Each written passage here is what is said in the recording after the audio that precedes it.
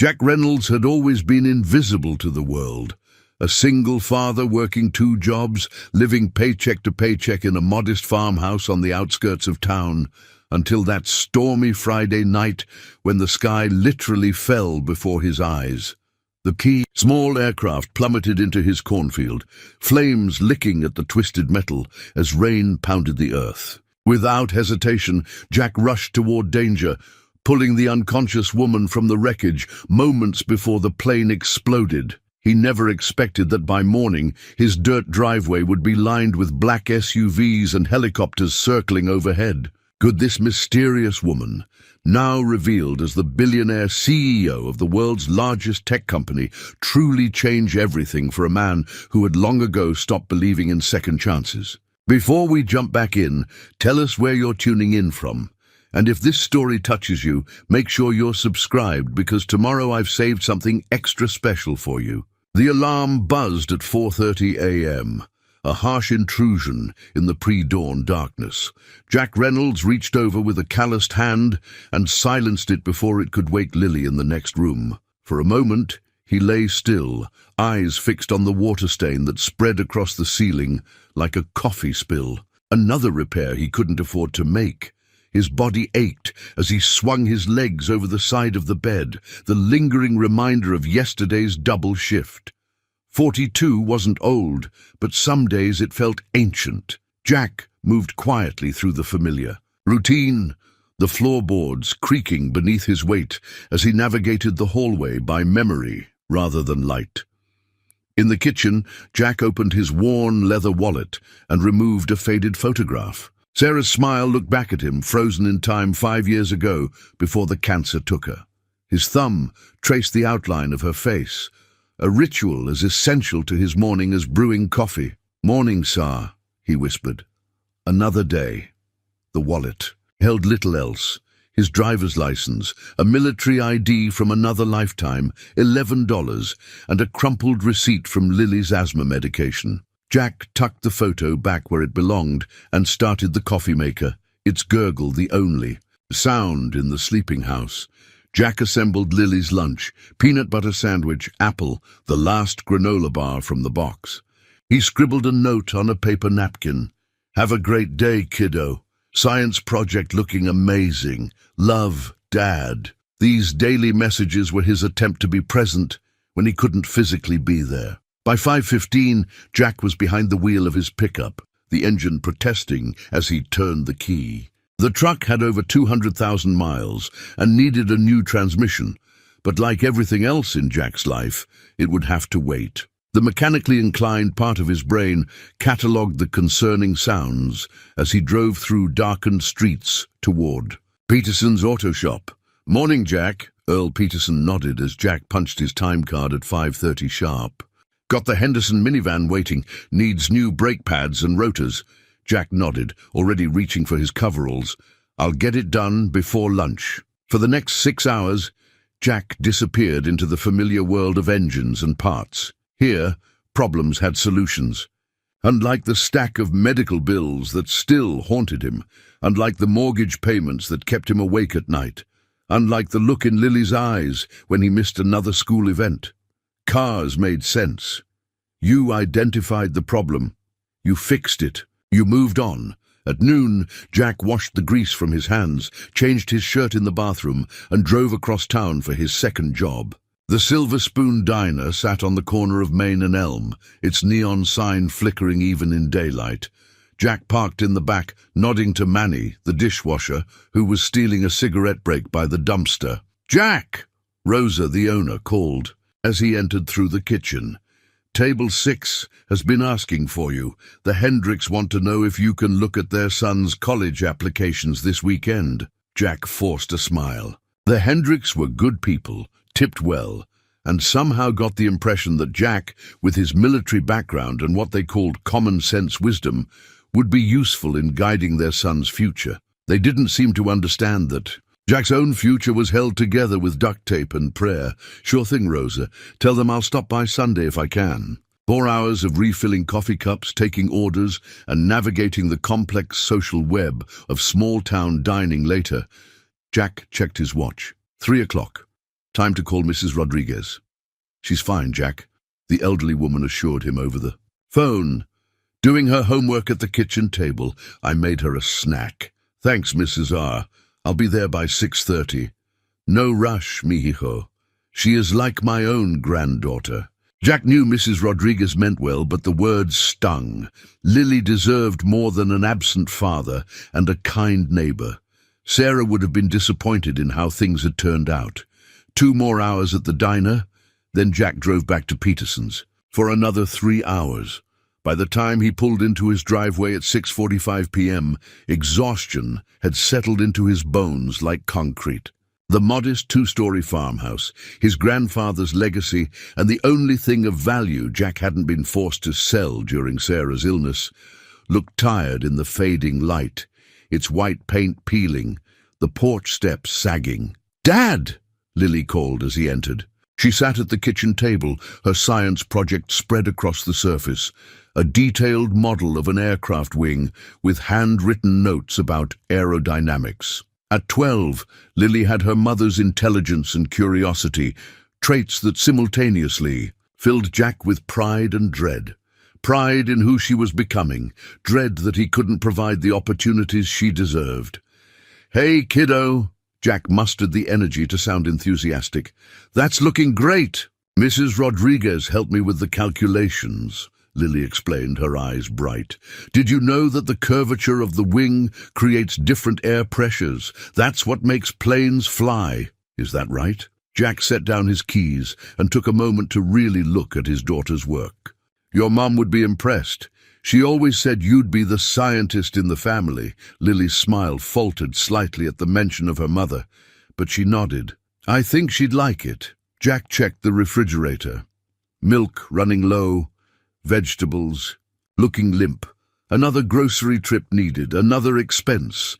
He cobbled together a simple dinner, listening as Lily talked about school, her friends, her teachers. He asked questions, made appropriate noises of interest, while mentally calculating whether the electric bill could wait another week. After dinner, Jack helped Lily with her homework, then watched her brush her teeth and get ready for bed. Their nighttime routine was sacred, the one part of the day when Jack felt like he was doing something right. "Dad?"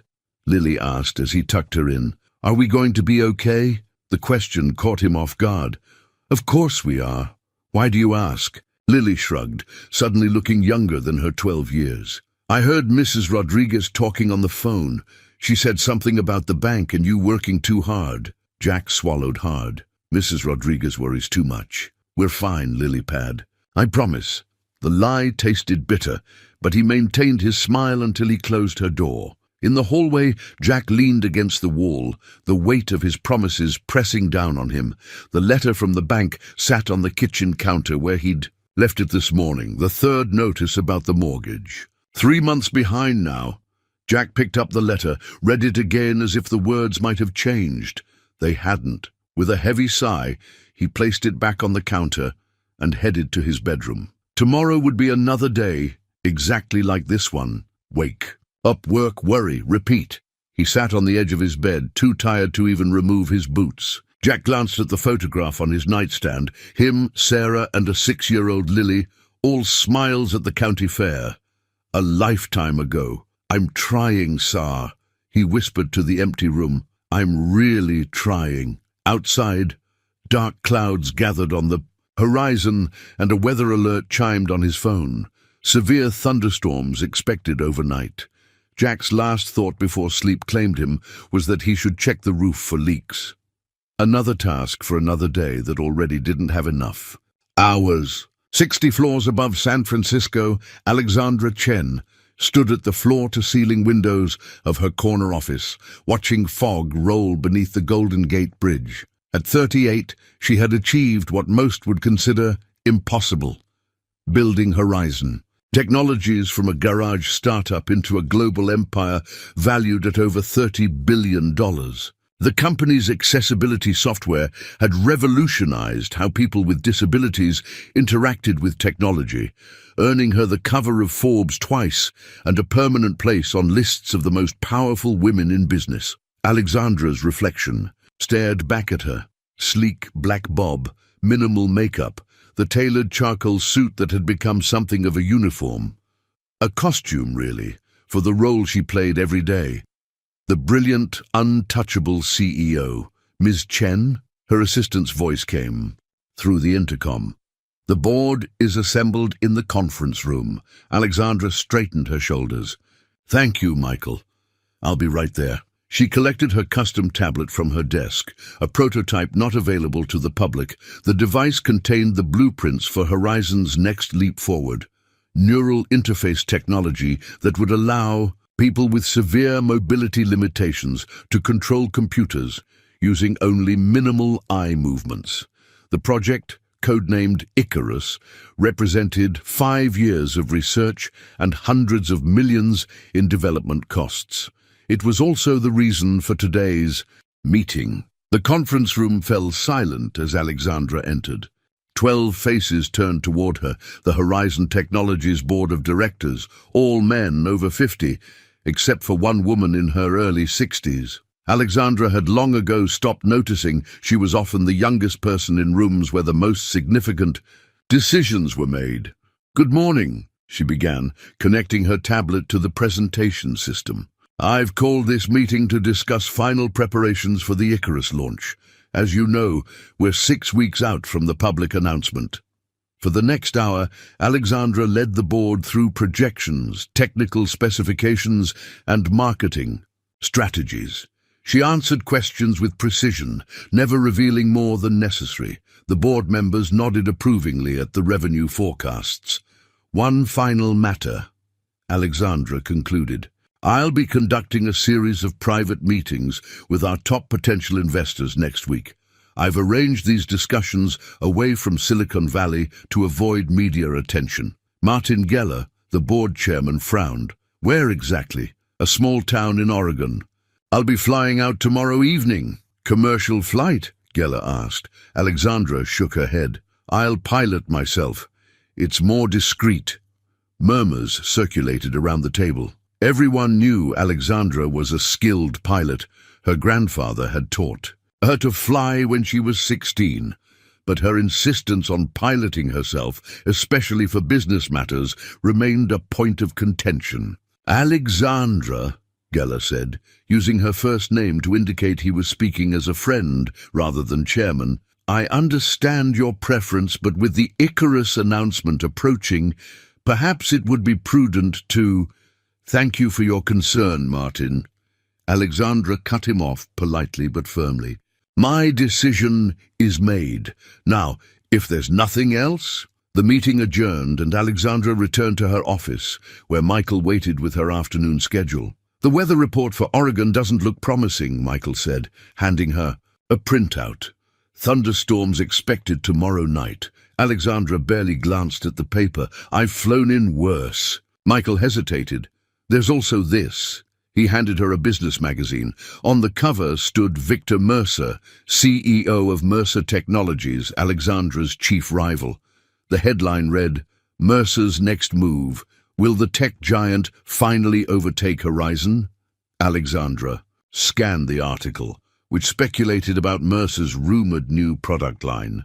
"Typical posturing," she said, tossing the magazine aside. "Victor's been trying to catch up since we launched our first accessibility platform. He's been making inquiries," Michael said carefully, "about Icarus."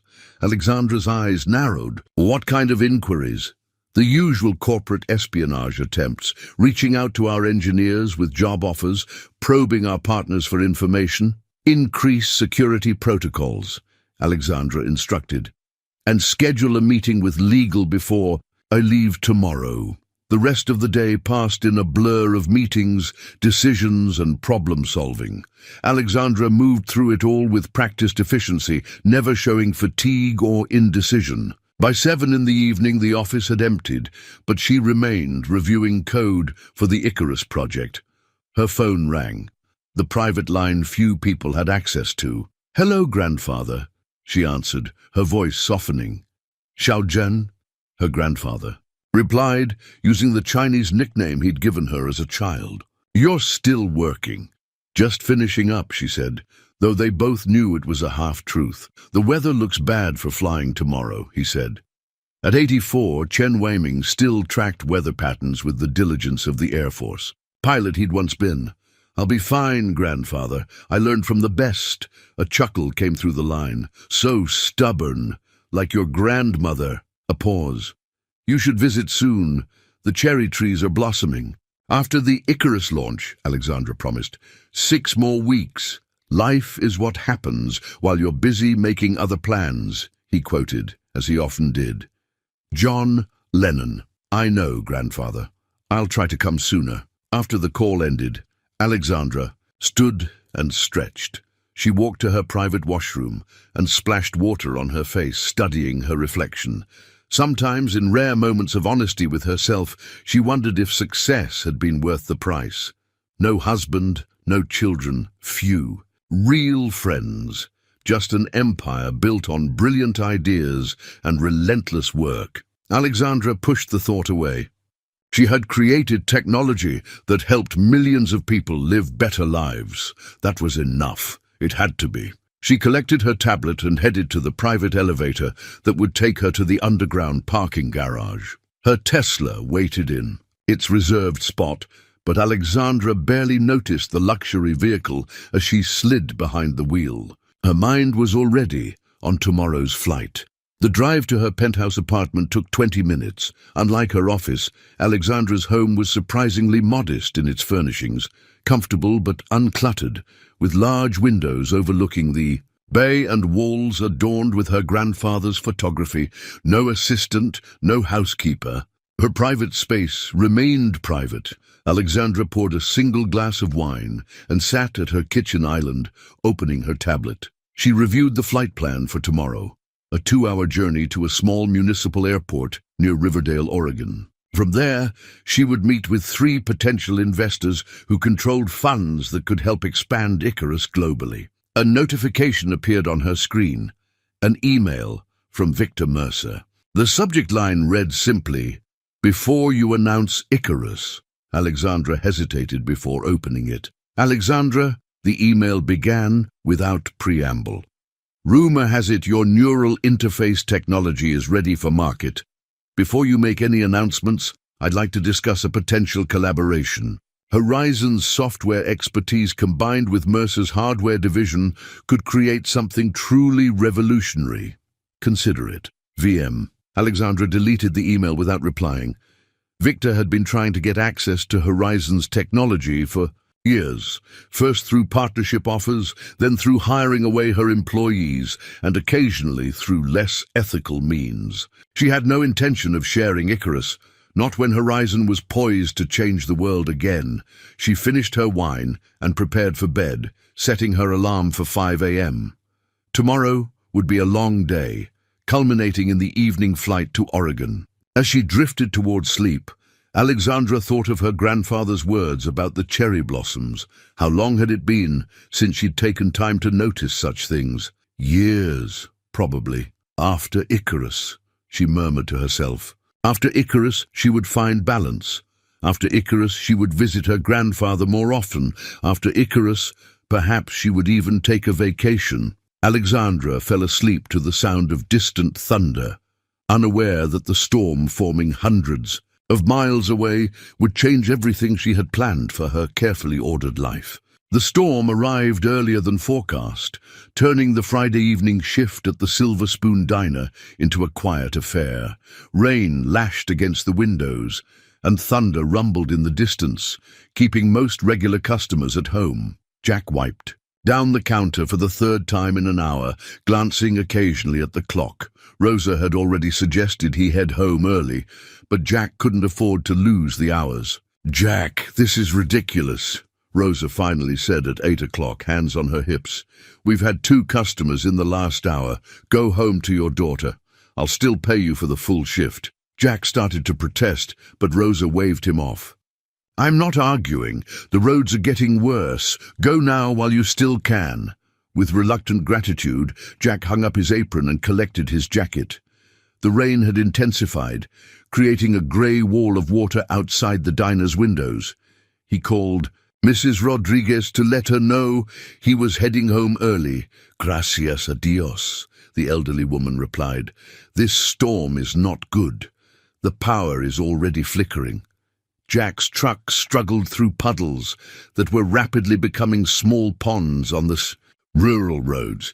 The windshield wipers worked frantically but couldn't quite keep up with the deluge.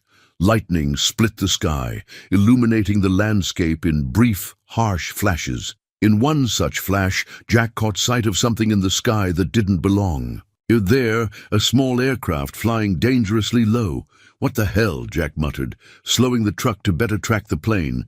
It was a single-engine craft, the kind wealthy hobbyists flew, and it appeared to be in trouble. Even with his limited knowledge of aviation, Jack could tell the plane was fighting to maintain altitude, its path erratic against the storm-darkened sky. Another lightning strike revealed the aircraft banking sharply, descending rapidly. Jack pulled his truck to the shoulder of the road, eyes fixed on the struggling plane. He reached for his phone, dialing 911 with one hand, while keeping his gaze on the aircraft. "Wevan, what's your emergency?" "There's a plane going down," Jack reported, voice steady from years of military training that taught him to remain calm in crisis. "Small aircraft, looks like a single engine.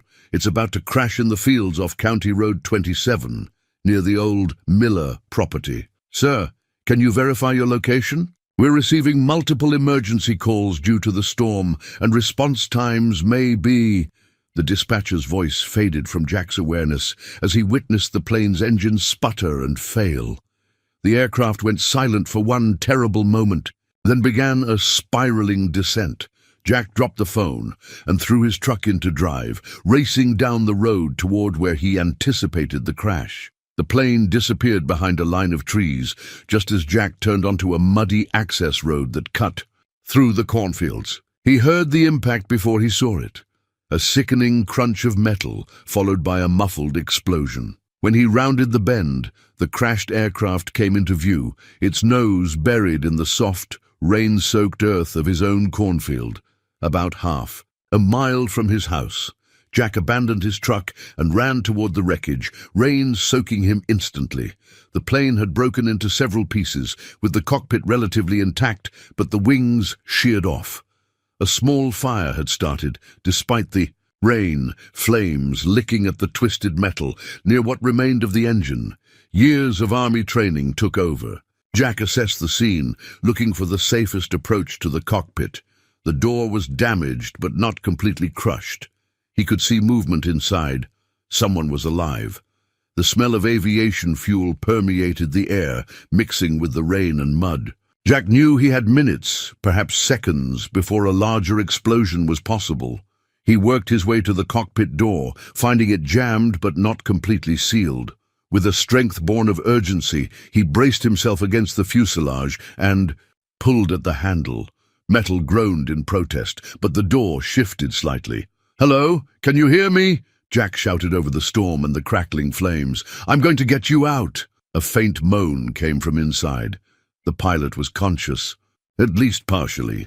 Jack redoubled his efforts, ignoring the sharp metal that sliced into his palm as he worked the door. With a sudden give, the door wrenched open enough for him to peer inside. A woman was strapped into the pilot's seat, head slumped forward. Blood trickled from a cut on her forehead, and her right arm was bent at an unnatural angle. Dark hair obscured her face, but her shallow breathing confirmed she was alive. "Ma'am, I need to get you out of here right now," Jack said firmly, reaching for the seatbelt release. The plane could go at any moment. The woman stirred slightly, eyes fluttering. Open for a brief moment. "What happened?" she whispered. "Your plane crashed.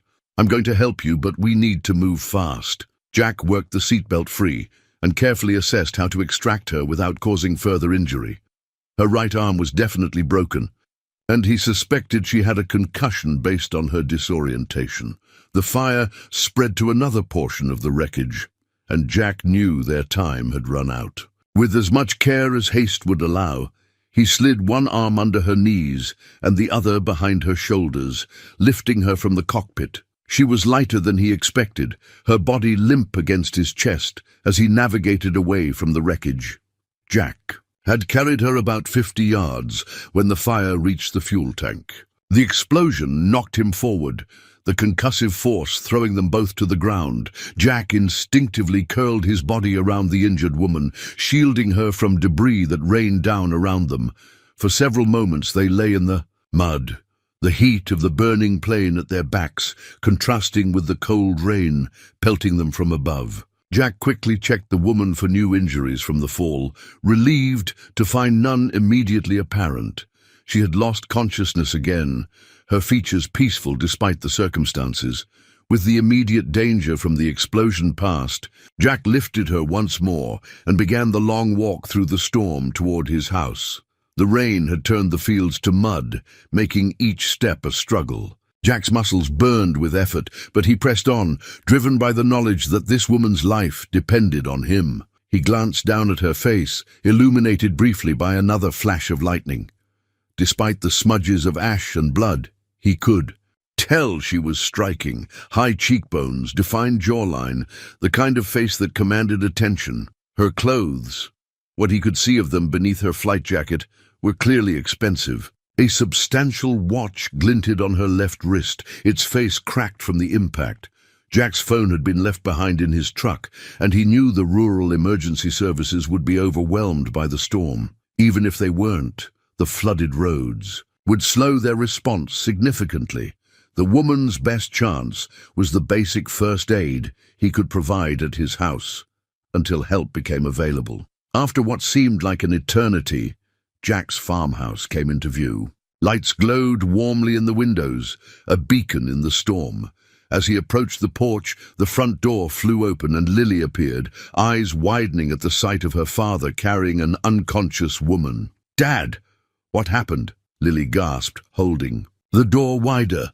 "Plane crash in our field," Jack explained, his voice strained from exertion. "Call 911 again.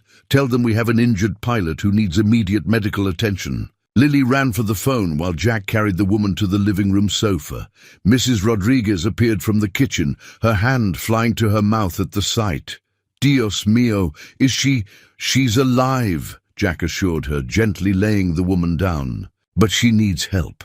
The storm's knocked out cell service, and I'm not sure an ambulance can get through the flooded roads." Mrs. Rodriguez nodded, already moving toward the bathroom. "I will get towels and the first aid kit." Jack carefully removed the woman's sodden flight jacket, revealing an elegant blouse underneath.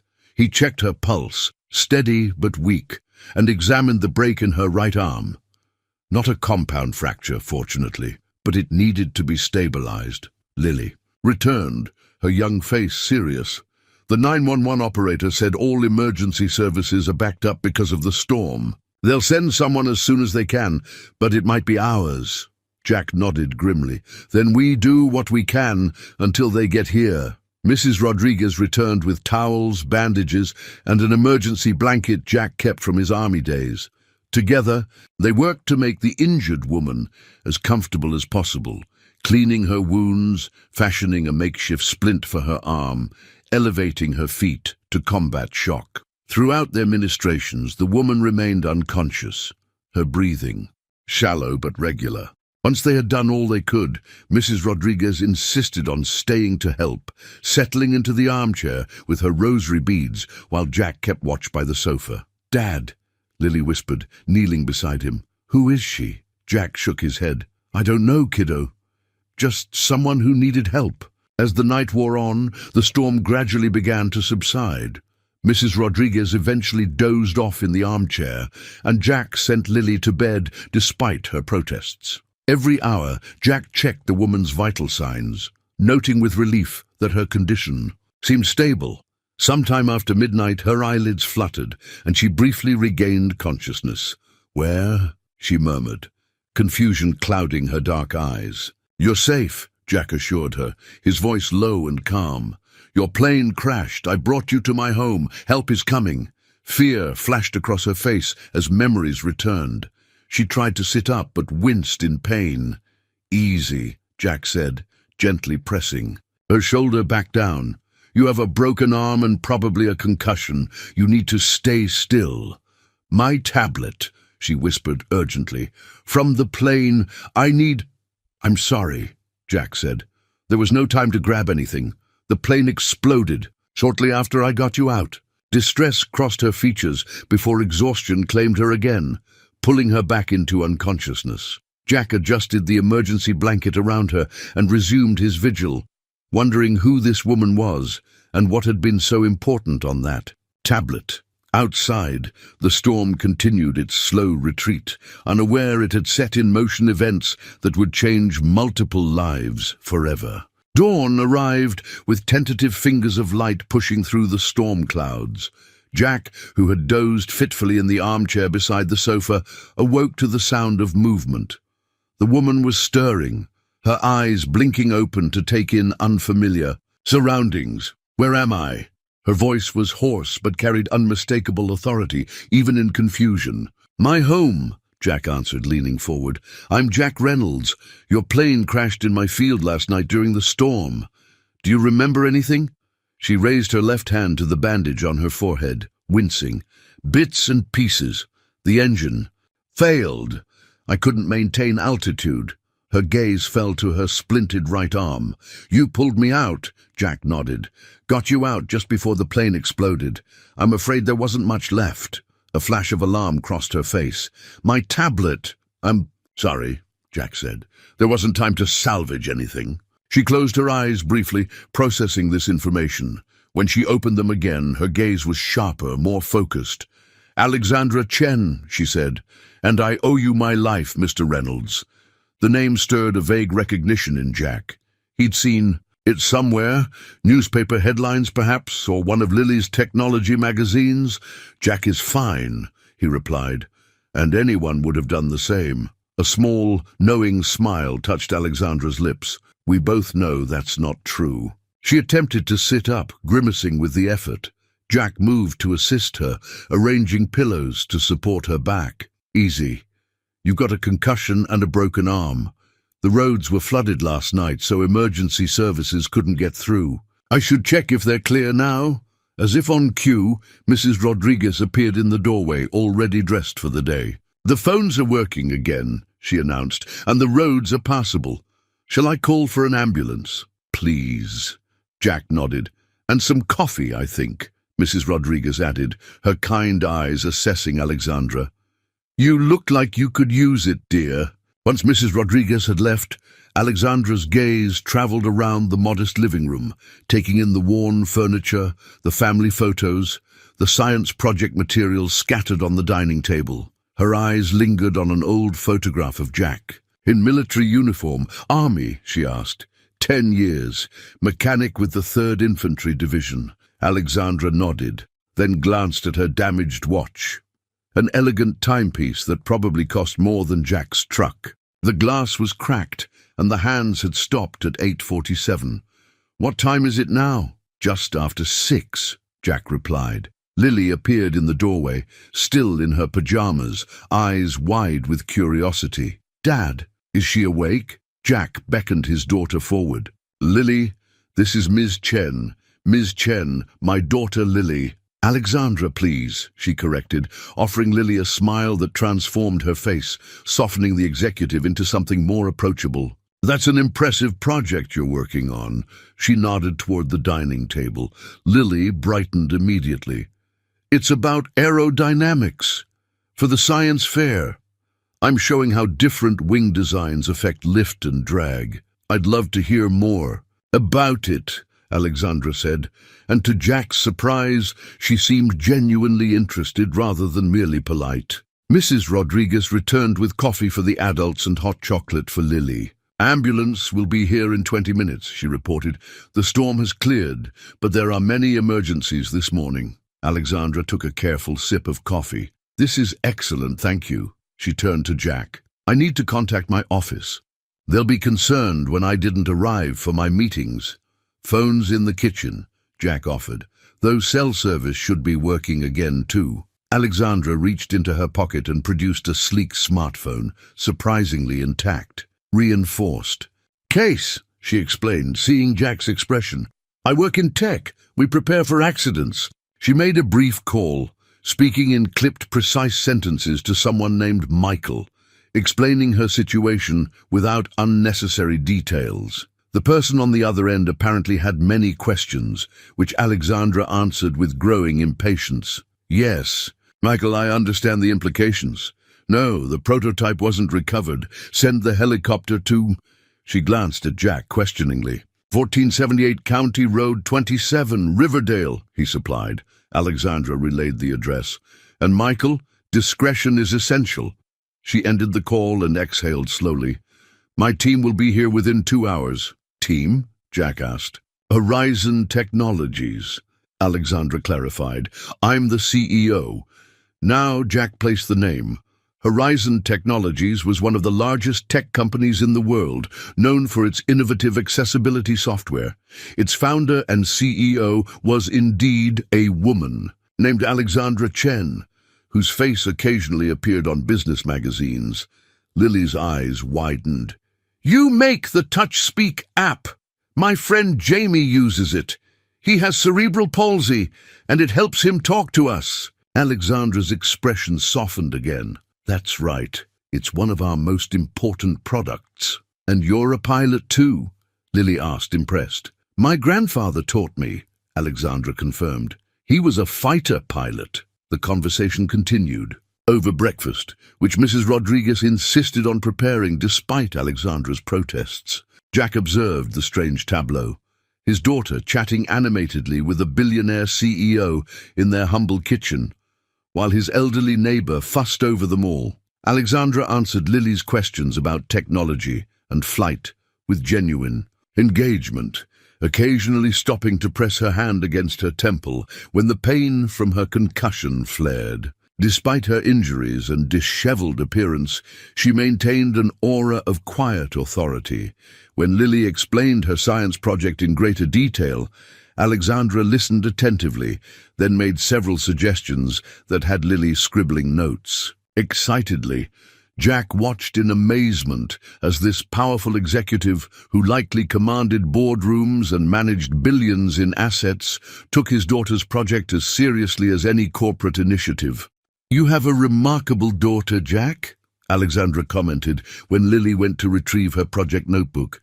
"She has an intuitive understanding of engineering principles." "Gets her intelligence from her mother," Jack said, a familiar ache accompanying the words. "Sarah was the smart one." "Was?" Alexandra asked gently. "Cancer, 5 years ago." Alexandra's expression showed genuine sympathy, untainted by pity. "I'm sorry for your loss." The conversation paused as the sound of vehicles approaching drew their attention. Jack looked out the window, expecting to see an ambulance. Instead, a convoy of black SUVs was making its way up his dirt driveway, followed by the distant thrum of helicopter rotors. "Your team, I presume?" he said, turning back to Alexandra. She nodded, looking slightly embarrassed. "I apologize for the intrusion. They tend to overreact." Within minutes, Jack's quiet farmhouse was transformed into a hive of activity. Security personnel in discreet suits secured the perimeter, medical staff attended to Alexandra, and a harried-looking man in his early 30s, whom Jack assumed was Michael, hovered anxiously nearby, tablet in hand. "The board is demanding updates," he was saying to Alexandra, "and the investors are threatening to pull out if we don't reschedule immediately." "Michael," Alexandra cut him off firmly, "I nearly died last night. If Mr. Reynolds hadn't risked his life to pull me from that wreckage, you'd be planning a very different press conference right now. So before we discuss anything else, I need you to ensure he's properly thanked." Michael blinked, then turned to Jack with newfound appreciation. "Of course, Mr. Reynolds, we're incredibly grateful. Anything you need, anything at all, Horizon Technologies is at your service." Jack shifted uncomfortably under the attention. Just did what anyone would do. Alexandra caught his eye from where medics were examining her, a knowing look passing. Between them, they both recognized the polite fiction in his words. Not everyone would have run toward a burning plane in a thunderstorm. The weight of that shared understanding lingered between them as the medical team prepared to transport Alexandra to the waiting helicopter. The storm had passed, but its aftermath lingered. Roads remained partially flooded, power outages affected scattered areas throughout the county, and the local news reported numerous accidents and property damage. These circumstances, combined with Alexandra's condition, led the medical team to a reluctant conclusion. While her injuries weren't life-threatening, transporting her to San Francisco immediately wasn't advisable. She needed at least 24 hours of rest before undertaking the journey. "I'll arrange accommodations at the nearest suitable hotel," Michael declared, fingers already flying across his tablet. "That won't be necessary," Alexandra said, surprising everyone, including herself. "If Mr. Reynolds doesn't object, I'd prefer to remain here overnight." Jack, who had been quietly observing the corporate invasion of his home, raised his eyebrows. "You're welcome to stay, but I'm sure you'd be more comfortable at a hotel." Alexandra shook her head, then winced at the movement. "The nearest decent hotel is over an hour away. Here, I can truly rest without journalists potentially catching wind of my location." She glanced at Michael. "And I suspect my security team would prefer a location they've already assessed." The head of security, a stoic woman named Diana, nodded almost imperceptibly. Jack recognized military bearing when he saw it. Former special forces, if he had to guess. "We'll maintain a discreet presence," Diana stated. "2 team members on rotation, and we'll handle all communications protocols." Jack found himself agreeing to this arrangement, though the thought of hosting a billionaire CEO overnight in his modest farmhouse was mildly terrifying. Mrs. Rodriguez, however, seemed delighted by the challenge, immediately taking inventory of the pantry and declaring that she would prepare a proper dinner worthy of their guest. Most of Alexandra's entourage departed by mid-morning, leaving behind only Diana, another security team member named Carter, and a medical assistant who would monitor Alexandra throughout the day. Michael reluctantly returned to San Francisco. On the helicopter, clutching a list of urgent instructions from his boss. With the house relatively quiet again, Lily eagerly returned to her science project, emboldened by Alexandra's earlier interest. To Jack's surprise, Alexandra asked to be moved to the dining table so she could observe. "The trick with wing design," Alexandra explained, as Lily adjusted the paper airfoil on her model, "is finding the perfect balance between lift and stability." Jack, working in the kitchen to repair a leaky faucet that had worsened during the storm, listened to their conversation with growing amazement. Alexandra spoke to Lily without condescension, explaining complex aerodynamic principles in terms the 12-year-old could understand without oversimplifying the science. "My grandfather would say that flying is just a constant negotiation with gravity," Alexandra told Lily. "You're not defeating it, you're just convincing it to make an exception for you for a little while." Lily giggled at this, carefully measuring the curve of her wing design. "Did your grandfather teach you how to build planes too? Or just fly them?" "Both," Alexandra smiled. "He was an engineer before he became a pilot. He always said you shouldn't. You fly anything unless you understand how it works." Jack finished with the faucet and wiped his hands on a kitchen towel. "Sounds like a wise man." "He is," Alexandra nodded.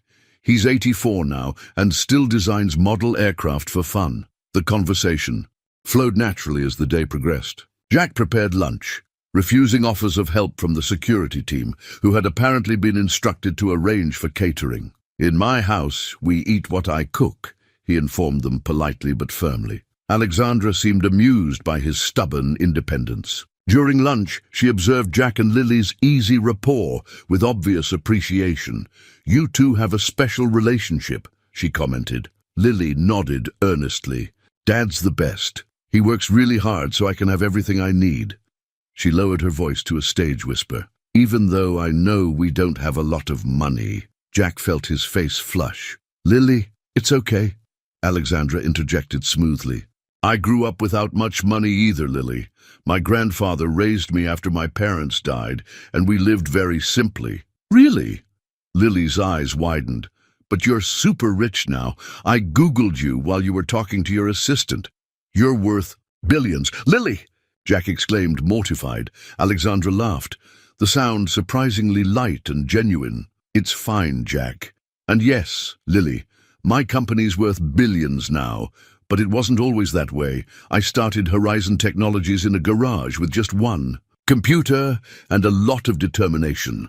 As afternoon settled into evening, Alexandra received a package from one of her security team, a sleek metal case containing a replacement tablet.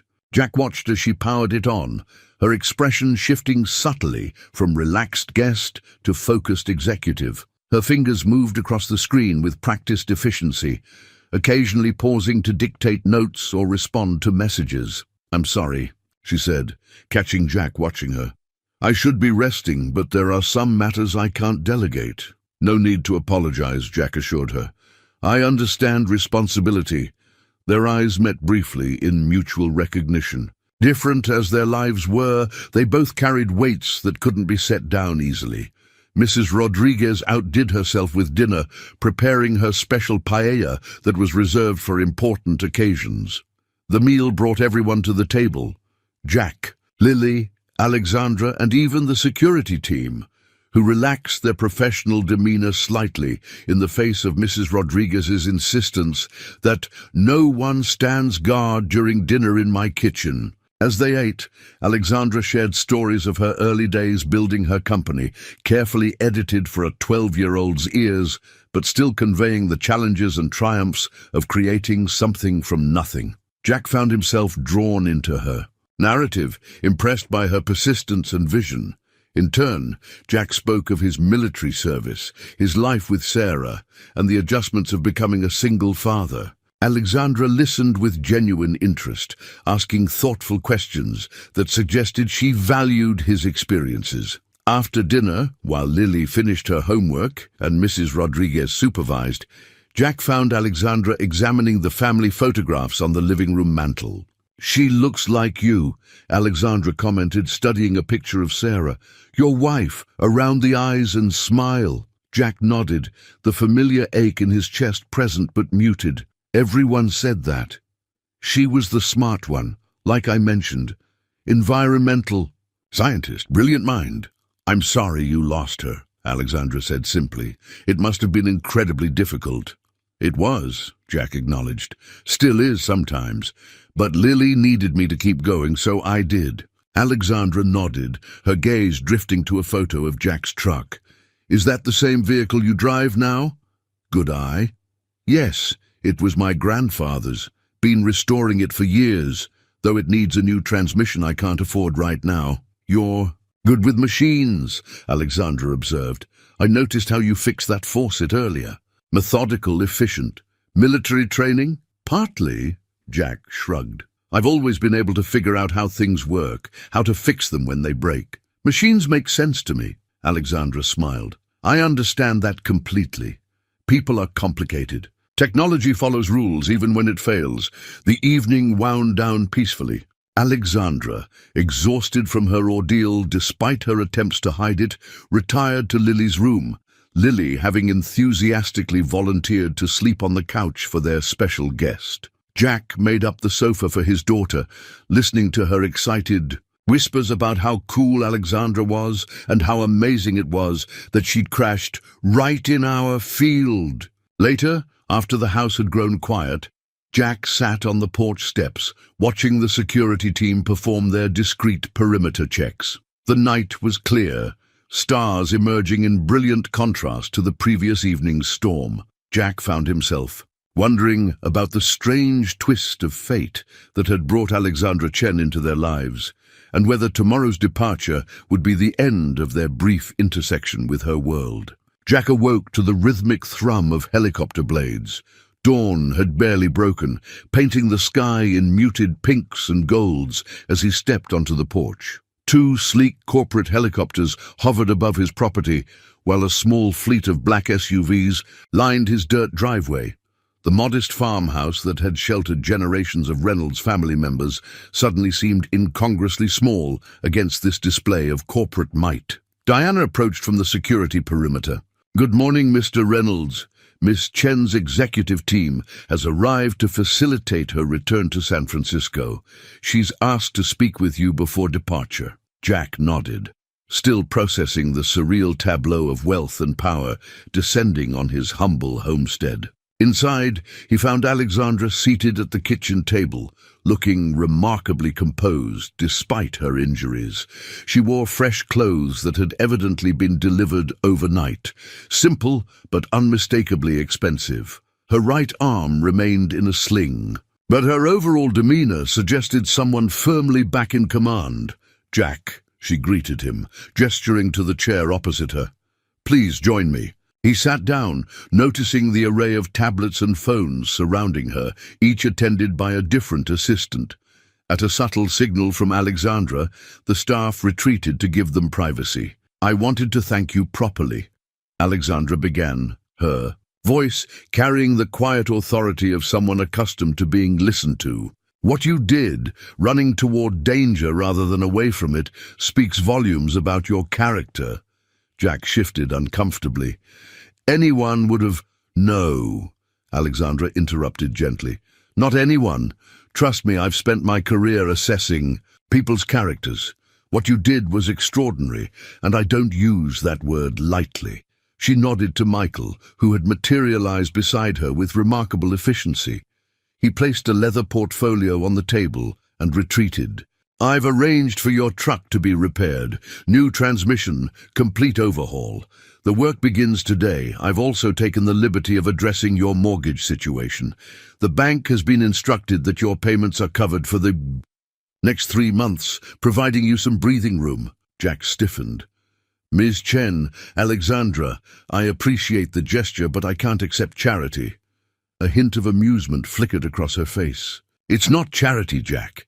It's compensation for saving my life, which is worth considerably more than a truck transmission and a few mortgage payments." Her expression softened. "Please allow me this small gesture. I respect your pride, but sometimes accepting help is its own form of strength." Before Jack could formulate a response, Lily burst into the kitchen, already dressed for school, but skidding to a halt at the sight of the corporate entourage visible through the windows. "Whoa," she breathed, eyes wide. "Are those your helicopters?" Alexandra smiled warmly at her. "They are! My team is eager to get me back to San Francisco." Lily's face fell slightly. "Oh, you're leaving now?" "I'm afraid I must," Alexandra confirmed. "But I wanted to thank you for sharing your home with me and for showing me your remarkable science project." Lily brightened at the mention of her project. "I'm going to try your suggestions today. The new wing design should definitely increase lift efficiency. I have no doubt," Alexandra said. She hesitated, then added, "Actually, I'd like to extend an invitation to both of you. Horizon Technologies is hosting a special event at our headquarters next month for the launch of a new product. I'd be honored if you would attend as my personal guests." Jack began to decline politely, but Lily's excitement was impossible to contain. "Really, in San Francisco, Dad, can we go, please?" Her eyes shone with the enthusiasm Jack hadn't seen since before Sarah's illness. Alexandra watched their interaction with a carefully neutral expression, though Jack caught the hopeful glint in her eyes. "All expenses would be covered, of course," she added. "Flights, hotel, everything. It would mean a great deal to me." Jack found himself nodding, unable to deny his daughter's excitement or, surprisingly, his own curiosity about Alexandra's world. "That's very generous. Thank you." The next hour passed in a whirlwind of activity. Alexandra's team efficiently prepared for departure, while local media began gathering at the end of the driveway, word having spread about the famous CEO's presence. Jack watched with growing discomfort as news vans accumulated, their satellite dishes raised like periscopes. Seeking a story. "I apologize for the circus," Alexandra said, appearing beside him at the window. "My PR team is arranging a brief statement that should satisfy them without revealing too much." "What will you tell them?" Jack asked. "The essentials: aircraft malfunction, crash landing, heroic local resident." She smiled slightly. "Unless you'd prefer to remain anonymous?" Jack nodded. "If possible, I'm not looking for attention." "I understand," Alexandra assured him.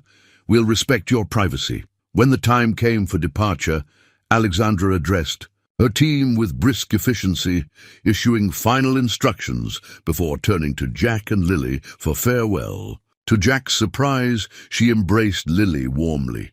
"Keep working on those wing designs," she told the girl. "Engineers like you are exactly what my company needs." To Jack, she extended her left hand, her right still secured in the sling. "Thank you again, Jack Reynolds, for everything."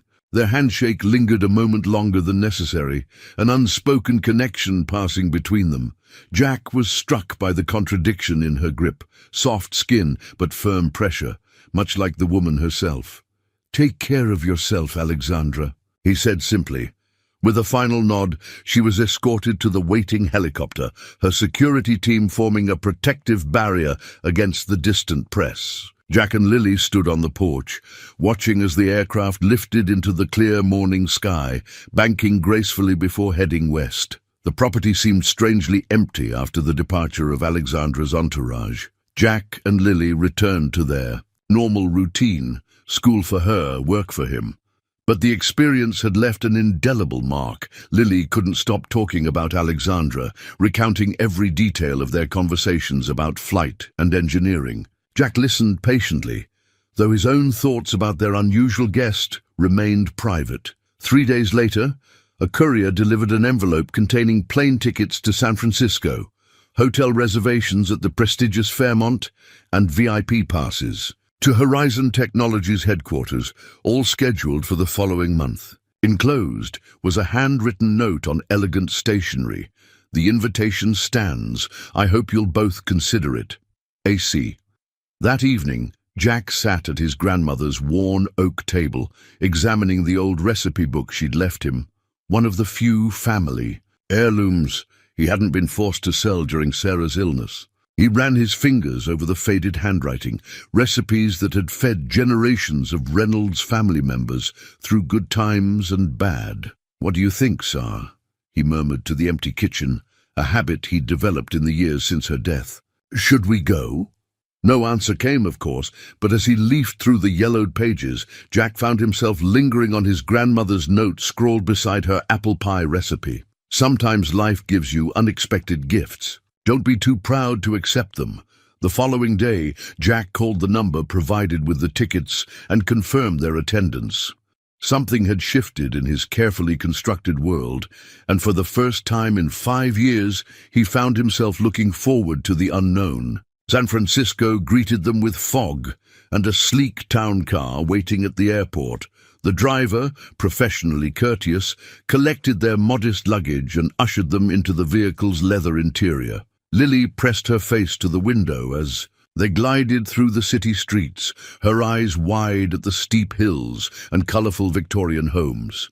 "Dad, look!" she exclaimed repeatedly, pointing at cable cars, the distant outline of the Golden Gate Bridge, and the soaring skyscrapers of downtown. Jack smiled at her enthusiasm while battling his own discomfort.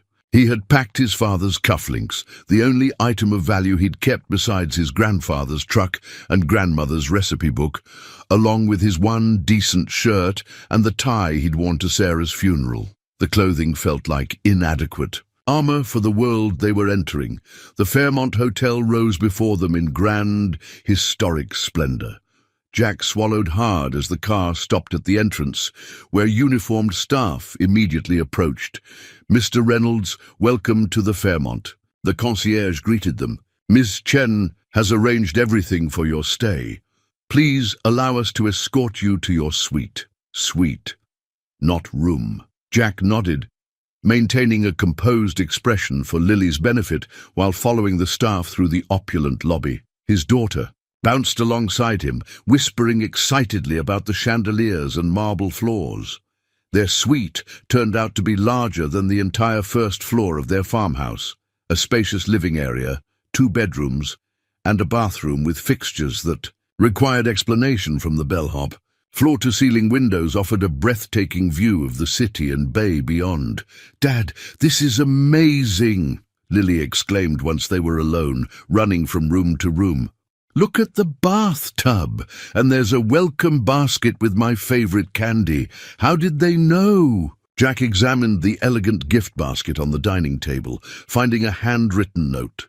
I hope you find everything to your liking. Looking forward to seeing you both tomorrow. AC. Somehow, Alexandra had remembered Lily's casual mention of her favorite chocolate during their conversations at the farmhouse.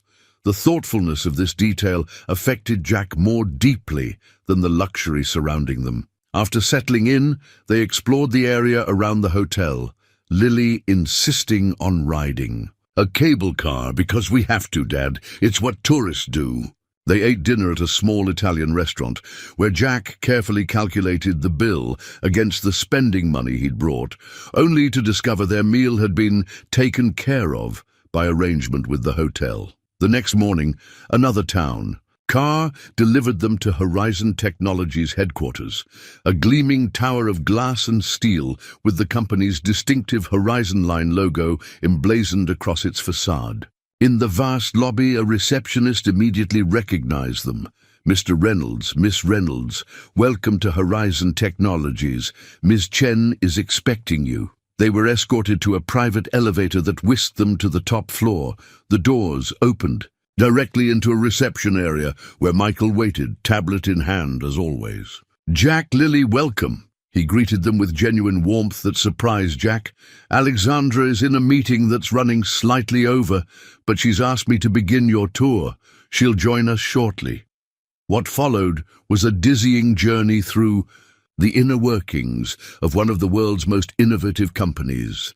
Michael led them through research laboratories where engineers demonstrated prototypes of technologies Jack had never imagined. Lily asked questions that impressed even the senior developers, who exchanged knowing glances at her precocious understanding. In the Educational Technology Division, they were introduced to a program for young innovators that partnered with schools nationwide. The program director, Dr. Eliza Washington, took a special interest in Lily, discussing her science project in detail. We have a STEM camp coming up this summer, Dr. Washington mentioned. Lily would be an excellent candidate. Before Jack could explain that such opportunities were beyond their means, Michael interjected smoothly. I believe Miss Chen has already earmarked a spot for Lily, pending her interest. Jack felt a complex mixture of gratitude and discomfort. Alexandra's generosity was becoming a pattern that both impressed and unsettled him. They were examining a display of the company's accessibility technology evolution when Alexandra appeared. She moved with purpose, her right arm no longer in a sling, but still held carefully. Despite the month that had passed since the crash, Jack was struck by how vividly he remembered her. The precise angle of her jawline, the intensity of her gaze, the measured cadence of her speech. Jack, Lily, she greeted them warmly. I'm so pleased you could come. Lily rushed forward, momentarily forgetting the corporate setting in her excitement. Ms. Chen, your building is amazing. We saw the Neural Interface Lab and the Education Center, and Alexandra laughed, a genuine sound that transformed her professional demeanor. I'm glad you're enjoying it, and please, it's Alexandra. She turned to Jack, extending her hand. Their handshake was brief but carried the same unspoken connection he'd felt at their parting a month ago. How's the arm? He asked. Healing well, she replied. The doctors say I was fortunate. The pilot was skilled, Jack observed, even in crisis. A shadow crossed her features momentarily. Yes, well, I've had a lot of time to think about that night. She glanced at her watch. I have a meeting with investors in 30 minutes, but I'd like to show you both something first. Alexandra led them to her private office, a space that managed to be simultaneously impressive and surprisingly practical. One wall displayed a collection of framed photographs, Alexandra with world leaders receiving awards, speaking at conferences. Among them, Jack noticed a new addition. Alexandra standing between an elderly Asian man and a small aircraft, all three wearing aviator, sunglasses and smiling. My grandfather, she explained, following Jack's gaze, taken last weekend. I've been visiting him more frequently since the accident. She moved to her desk and pressed a button. A section of wall slid open, revealing a private conference room. Inside, a table displayed what appeared to be advanced hardware components and specialized tools. "This is where I work on my personal projects," Alexandra explained. Away from the corporate environment, she picked up what looked like a sleek headset. "This is what I was transporting the night of the crash. The prototype for our newest innovation. It allows people with severe mobility limitations to control complex systems with minimal eye movement and neural inputs." Lily approached reverently, her expression awed. "You made this? With a team of brilliant engineers?" Alexandra nodded. "But yes, the core concept was mine." She glanced at Jack. "I'd like your input on something, actually. The housing has been giving us problems. It's either too fragile or too heavy." Jack raised his eyebrows in surprise, but accepted the component Alexandra handed him, a curved piece of composite material designed to house sensitive electronics. He turned it over in his hands, feeling the weight distribution, examining the connection points. "What if you honeycomb the interior structure?" he suggested after a moment. "Maintain structural integrity, but reduce weight by about 30%. Alexandra's eyes lit up. "Show me." For the next 20 minutes, Jack sketched his idea on a tablet while Alexandra asked targeted questions. They fell into an easy collaboration that felt surprisingly natural despite their different backgrounds. Lily watched in fascination as her father, the small-town mechanic, discussed advanced material science with the tech CEO as if they were longtime colleagues. Eventually, Michael appeared at the door, discreetly signaling that Alexandra's investors had arrived. "I have to go," she said reluctantly. "But Jack, this is exactly the solution we've been looking for. Would you mind if our engineering team consulted with you further?" Before Jack could respond, Michael added, "The gala begins at 7 this evening. A car will collect you at 6:30. The gala." Jack had almost forgotten the primary reason for their visit, Horizon's product launch celebration. He nodded, suddenly aware again of the vast differences between their worlds. "We'll be ready," he assured them, though the thought of navigating a high-society corporate event filled him with dread. Jack tugged uncomfortably at his collar, the rental tuxedo fitting poorly across his shoulders.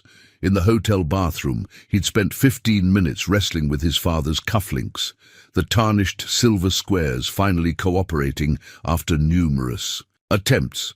His reflection in the mirror looked like a stranger, a man playing dress-up, about to walk into a world where he didn't belong. "Dad, you look so handsome." Lily emerged from her bedroom in a new dress Alexandra had sent over that afternoon, midnight, blue with subtle sparkles that reminded Jack of the night sky over their farmhouse. "And you look beautiful, kiddo," he smiled, momentarily forgetting his discomfort. "Your mom would be so proud." The gala was held in the magnificent rotunda of San Francisco City Hall, transformed for the evening into a showcase of technology and opulence. Crystal chandeliers cast a warm glow over the marble interior, while interactive displays highlighted Horizon's innovations. Waiters circulated with champagne and hors d'oeuvres that Jack couldn't pronounce. Lily clutched his arm. As they entered, her earlier excitement tempered by the intimidating grandeur. Jack spotted Alexandra immediately, a commanding presence in a simple black gown, surrounded by attentive executives and dignitaries. She caught his eye across the room and excused herself from her conversation. "You made it," she said warmly, approaching them. "Lily, you look lovely." "And Jack," she paused, her gaze taking in his uncomfortable formal wear with a hint of amusement. "Very distinguished." "I feel like an imposter," Jack admitted quietly. "Trust me." Alexandra leaned closer. "Half the people here feel the same way. They're just better at hiding it." She offered her arm.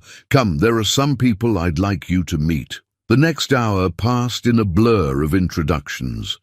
Alexandra skillfully contextualized Jack's presence, emphasizing his mechanical ingenuity and his contribution to the prototype housing design without mentioning the crash. Jack appreciated her discretion and found himself relaxing slightly as engineers engaged him in genuine conversation about materials and structural design. Lily was introduced to Dr. Washington again, who promptly whisked her off to meet young engineers from the educational outreach program. Jack watched his daughter bloom under the attention, her natural intelligence shining in this environment that valued such gifts. "She's remarkable," Alexandra observed, appearing at his side with 2 glasses of water. "Much like her father." Jack accepted the water gratefully. "She deserves opportunities I can't give her." "Perhaps that could change," Alexandra suggested cryptically. Before Jack could question her meaning, a tall, silver-haired man approached them, with the confident stride of someone accustomed to commanding attention. "Alexandra," the man greeted, her with practiced charm. "Spectacular event, as always." Alexandra's posture shifted subtly, almost imperceptibly, but Jack caught the slight stiffening of her shoulders. "Victor," she acknowledged coolly, "I wasn't aware you were on the guest list." "Last-minute addition," Victor smiled, his gaze sliding to Jack. "And who is your friend?" "Jack Reynolds," Alexandra replied, "a talented mechanical engineer consulting on our new prototype." "Jack, this is Victor Mercer, CEO of Mercer Technologies." Jack recognized the name immediately. Horizon's chief competitor and, if business magazines were to be believed, Alexandra's longtime rival. The men shook hands, Victor's grip unnecessarily firm. "Consulting, Victor's tone suggested he didn't believe it. "How fortuitous that Ms. Chen found you." "Excuse us, Victor," Alexandra said smoothly. "I need to borrow Jack for a moment." She guided Jack toward a quieter corner of the rotunda, her expression composed but eyes alert. "I apologize for that. Victor and I have a complicated history." "Corporate rivalry?" Jack asked. "Among other things," Alexandra sighed. "He's been trying to acquire Horizon's accessibility technology for years, first through partnership offers, then through hiring away my engineers, and lately through less ethical means." Jack frowned. "What do you mean?" Alexandra hesitated, then made a decision. "There's something I haven't told you about the night of the crash. The NTSB investigation found irregularities, evidence suggesting the plane's fuel line may have been tampered with." Jack felt a cold weight settle in his stomach. "Sabotage?" "It's being investigated," Alexandra said carefully. "Nothing conclusive yet." Their conversation was interrupted by the beginning of the formal presentation. Alexandra excused herself to prepare for her keynote speech, leaving Jack to find Lily and take their seats near the front, positions of honor Alexandra had arranged. The lights dimmed as Alexandra took the stage, commanding the attention of the assembled tech elite with natural authority. She spoke eloquently about Horizon's mission to create technology that expanded human potential, particularly for those with disabilities. Jack found himself captivated by her vision, her genuine passion evident beneath the polished corporate presentation. "Tonight," Alexandra concluded, "we unveil the next evolution in accessibility technology. The Horizon neural interface will allow individuals with severe mobility limitations to control complex systems with minimal physical input." The demonstration that followed was remarkable. A young woman with advanced ALS used the sleek headset to operate computers, environmental controls, and communication systems using only subtle eye movements and neural impulses. The audience applauded enthusiastically as the woman, speaking through the device, explained how the technology would transform her independence. As the presentation ended and the crowd dispersed for more networking, Jack noticed a hotel staff member discreetly hand him a folded note. Inside was a message in Alexandra's handwriting. "Meet me in the side office. Important." Jack found the designated room and entered to find Alexandra bent over a laptop, her expression tense. "Close the door," she instructed without looking up. "I need your eyes on something." She turned the screen toward him. "These are photos from the NTSB investigation of my plane. You have mechanical experience. What do you see?" Jack studied the images carefully, professional interest overriding his confusion about being consulted. The photos showed the damaged fuel system from Alexandra's aircraft, focusing on specific components.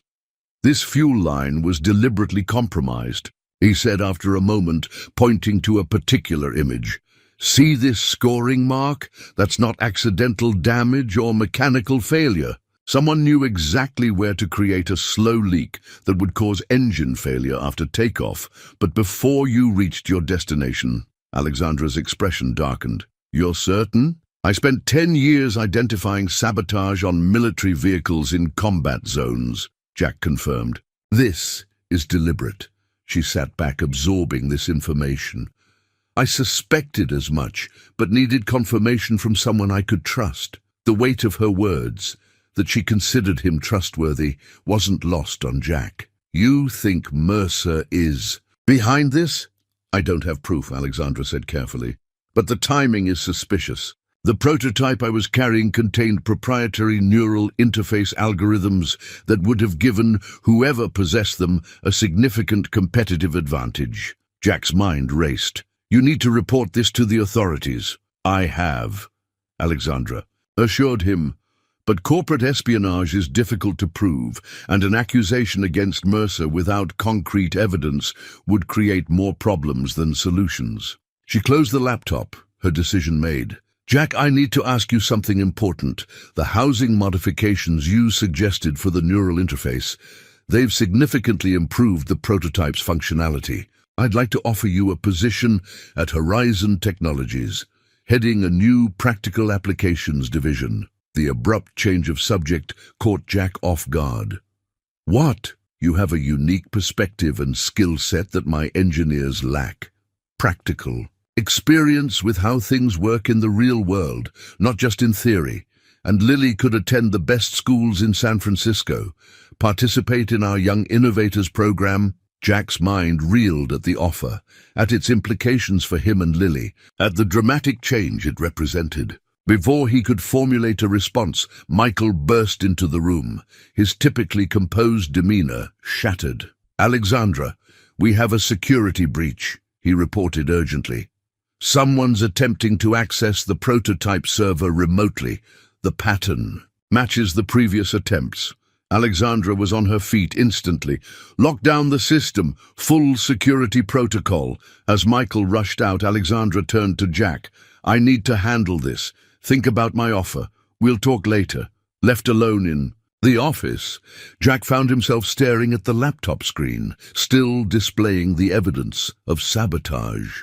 The evening had taken an unexpected turn, revealing dangers he hadn't anticipated and opportunities he'd never imagined. He thought of Lily, thriving among the young engineers, and of Alexandra's world of innovation and purpose. Then he thought of his quiet farmhouse, his grandfather's truck, and the simple life he'd built.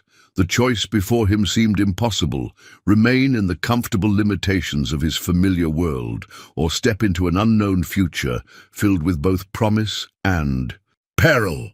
3 days after returning home from San Francisco, Jack stood in his newly repaired truck, staring at the farmhouse that had sheltered generations of his family. Alexandra's offer echoed in his mind, presenting a future he'd never imagined possible. The security badge she'd given him, granting temporary access to Horizon's facilities, sat on the kitchen table, a tangible link to that other world. The phone rang, pulling him from his thoughts. It was Alexandra. Have you considered my offer? She asked without preamble. I have, Jack replied. It's just a big change.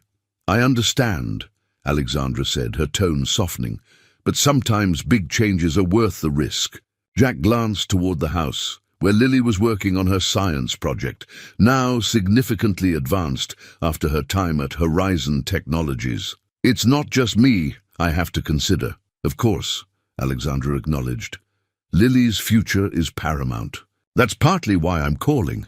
Dr. Washington has formally invited Lily to join our Young Innovators summer program. Full scholarship. Jack closed his eyes, conflicted. The opportunity for Lily was extraordinary, but accepting would mean further obligation to Alexandra. That's incredibly generous. It's not generosity, Jack. It's investment in talent. Alexandra paused. There's something else you should know. The security breach at the gala, it was more serious than we initially thought. Someone accessed preliminary schematics for the neural interface. Mercer? Jack asked. We can't prove it yet, Alexandra replied. But yes, likely. Which brings me to another reason for my call. The security team has identified an unusual access pattern in our systems over the past month, specifically targeting information about you and Lily. Jack straightened, paternal instinct flaring. What kind of information? Background checks, residential details, travel arrangements. Nothing immediately concerning, but enough to suggest you've drawn attention you wouldn't have had without your connection to me and Horizon. The implication was clear. Jack and Lily's involvement with Alexandra had potentially placed them in the crosshairs of corporate espionage. What are you saying exactly? Jack asked, though he already knew. I'm saying that whether or not you accept my job offer, you and Lily should consider relocating temporarily, at least until we've contained the security situation. Alexandra's voice was carefully neutral, but Jack detected genuine concern beneath. Her professional tone. Move to San Francisco, Jack clarified. It would be the safest option, Alexandra confirmed. I've taken the liberty of arranging secure accommodations, a company residence with full security protocols. No obligation regarding employment. This is purely a safety precaution. Jack watched through the window as Lily adjusted a component. On her science project model, her face alight with concentration. Let me think about it, he said finally. After ending the call, Jack entered the house to find a package had been delivered. A small, unmarked envelope containing photographs of him and Lily at the San Francisco airport, at the Horizon Technologies building, and entering their hotel. No note, no explanation. Just a clear message. They were being watched. That evening, after Lily was asleep, Jack called Alexandra back. We'll come, he said simply, but I need to understand exactly what we're walking into. I'll send the jet tomorrow, Alexandra replied, relief evident in her voice. And Jack, thank you for trusting me. The following days passed in a whirlwind of preparation. Jack took a leave of absence from both jobs, arranged for Mrs. Rodriguez to watch the house, and packed only essentials. He told Lily they were going to San Francisco for her to attend a special science program, presenting it as an adventure rather than a security concern. 3 days after receiving the anonymous photographs, Jack and Lily boarded Alexandra's private jet. As the farmhouse receded below them, Jack felt a strange mixture of apprehension and anticipation. They were leaving behind everything familiar, flying toward uncertainty, and toward Alexandra Chen, the woman whose crashed plane had inexplicably altered the trajectory of their lives. Dad, Lily asked, looking up from her tablet where she'd been studying materials from the Young Innovators program, are we doing the right thing? Jack placed his hand over hers, finding comfort in the one certainty in his shifting world. I don't know, kiddo, but we're doing it together. Alexandra's secure accommodations turned out to be a stunning penthouse apartment overlooking the bay, occupying the entire top floor of an exclusive building owned by Horizon Technologies. Floor-to-ceiling windows revealed panoramic views of the Golden Gate Bridge, while state-of-the-art security systems, discreetly integrated into the elegant decor, provided constant protection. This is where you live? Jack asked as Alexandra gave them a brief tour. She shook her head. No, this is one of Horizon's executive residences used for visiting dignitaries or team members requiring enhanced security. My place is actually much smaller. Jack found this difficult to believe, but appreciated her attempt to minimize the wealth gap between them. The apartment contained 3 bedrooms, a gourmet kitchen, and a living space larger than Jack's entire farmhouse. Lily ran from room to room in amazement, eventually discovering that the smaller bedroom had been furnished specifically for her, complete with a junior engineering workstation and science books. Security teams monitor the building perimeter 24/7, Alexandra explained, indicating discrete cameras and sensor panels. Your biometrics have been added to the system, so you'll have full access to all facilities. Diana will be your primary security contact. Jack nodded, recognizing the former military woman who had been part of Alexandra's team after the crash. Is all this really necessary? Alexandra's expression turned serious. We've identified 3 separate intrusion attempts into our personnel. Files regarding you and Lily. Someone is very interested in your connection to Horizon Technologies. Later that evening, after Lily had finally fallen asleep, exhausted from the excitement, Jack found Alexandra in the living room, working on her tablet. She'd changed from her business attire into simple loungewear, the most casual he'd ever seen her, yet still somehow elegant. "She's finally down," Jack said, accepting the glass of whiskey Alexandra offered. "Thank you for all this, but I'm still not sure I understand what's happening." Alexandra set aside her tablet. "The Icarus project represents a technological breakthrough worth billions, not just the device itself, but the algorithms and neural interface technology behind it. Someone, likely Mercer, has been trying to obtain that technology through increasingly aggressive means. And they think I'm involved somehow. They know you saved my life after the crash," Alexandra explained. "They likely suspect I shared information with you, or that you might have salvaged something from the wreckage." Jack frowned. "But I didn't." "They don't know that," Alexandra pointed out.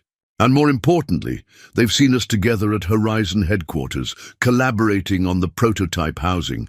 From the outside, it appears you've become a trusted associate." "Which I'm not," Jack said carefully. Alexandra met his gaze directly. "Aren't you?" The question hung between them, laden with meanings beyond professional association. Jack looked away first, uncomfortable with the implications. "My offer still stands," Alexandra continued after a moment. "Head of Practical Applications Division. The housing modifications you suggested have already improved performance by 38%. That kind of practical ingenuity is exactly what Horizon needs," Jack sighed. "I'm a mechanic and a part-time waiter, Alexandra. I fix engines and serve coffee. I don't belong in a tech company." "You're underselling yourself," Alexandra countered. "You were a senior mechanical specialist in the army, responsible for maintaining mission-critical equipment in combat zones. You identified sabotage in my plane that professional investigators missed. You solved a design problem that stumped my engineering team." She leaned forward. "Credentials and titles are just window dressing, Jack. I care about ability." Before Jack could respond, his phone buzzed with a text from an unknown number. He opened it to find a single line. "Ask Chen about the real reason behind Project Icarus." Jack stared at the message, then showed it to Alexandra. Her expression remained neutral, but a subtle tension appeared around her eyes. "Attempting to create discord," she said dismissively. "Standard corporate espionage tactic. Is there a real reason I should know about?" Jack pressed. Alexandra hesitated, then stood. "Come with me. There's something I should show you." She led him to her home office and activated a secure terminal. "What I'm about to share is known only to 5 people in the company." The screen displayed medical imaging, brain scans labeled with Alexandra's name and a date from 3 years earlier. "I developed early-onset Parkinson's disease," she said quietly. "The Icarus neural interface technology was initially conceived as a solution for my own condition. It's since evolved into something much broader, but the personal motivation remains." Jack absorbed this revelation, understanding dawning. "That's why this matters so much to you." Alexandra nodded. "Not just for me, for millions like me. And Mercer wants to control it, patent it, and profit from it, limiting access to those who can afford premium prices." The elegant invitation to Horizon's official product launch appeared on the coffee table between them, embossed with the company logo and tomorrow's date, the event that would introduce Icarus to the world and potentially make it a target for those who sought to control it. The San Francisco Convention Center buzzed with anticipation. Tech journalists, industry executives, accessibility advocates, and medical professionals filled the auditorium, awaiting Horizon Technologies' revolutionary announcement. Behind the scenes, Jack adjusted Lily's headset, a simplified version of the Icarus prototype, customized for her demonstration role. "Nervous, kiddo?" he asked, checking the connections one last time. Lily shook her head, excitement evident in her bright eyes. "Alexandra said I'm a natural. I just have to focus on the targets, and the headset does the rest." Jack smiled, marveling at his daughter's confidence in this high-stakes environment. When Alexandra had asked if Lily would participate in the demonstration, showing how intuitive the interface was, even for young users, Lily had jumped at the chance. Now she would be on stage in front of thousands, representing a technology that could change countless lives. 5 minutes to curtain, a stage manager announced, hurrying past. Jack gave Lily's shoulder a reassuring squeeze before heading to his assigned position. As a last-minute addition to the security team, Alexandra's idea, given his military background and first-hand knowledge of the sabotage attempts, he had a unique vantage point of both the stage and audience. Diana intercepted him near the side. "Entrance. Security sweep is complete. All personnel have been verified." She handed him an earpiece. "Channel 3 if you spot anything unusual." Jack positioned himself at the left wing of the stage, scanning the packed auditorium. His gaze paused on a familiar silver-haired figure in the front row, Victor Mercer watching the stage with calculated interest. Jack tapped his earpiece. "Mercer is here. Front row, center." "Acknowledged," Diana's voice replied. "We're tracking him." The lights dimmed, and Alexandra Chen walked onto the stage to thunderous applause. She wore a simple charcoal suit, her dark hair framing a face composed with professional confidence. Only Jack, who had come to read her subtle expressions, noticed the slight tension in her jawline, the only indication of what this moment truly meant to her personally. "Thank you for joining us today," Alexandra began, her voice steady and commanding. "At Horizon Technologies, we've always believed that technology should expand human potential, not just for some, but for all." She outlined the history of Horizon's accessibility initiatives, building toward the revelation of their newest innovation. Jack divided his attention between her presentation and the audience, alert for any suspicious movement. "Today, we introduce the next evolution in neural interface technology," Alexandra announced.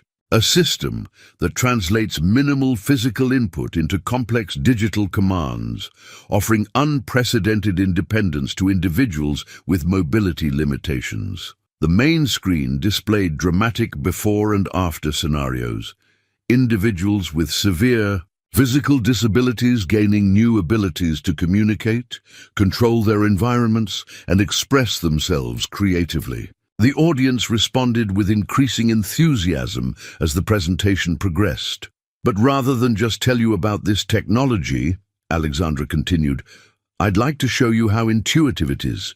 Even a first-time user can master the basics. In minutes." This was Lily's cue. Jack watched proudly as his daughter walked confidently onto the stage, the specialized headset gleaming against her dark hair. Alexandra introduced her warmly, explaining that Lily had no prior experience with neural interfaces before this week. On the massive screen behind them, a complex virtual environment appeared, a simulation designed to demonstrate the precise control the headset offered.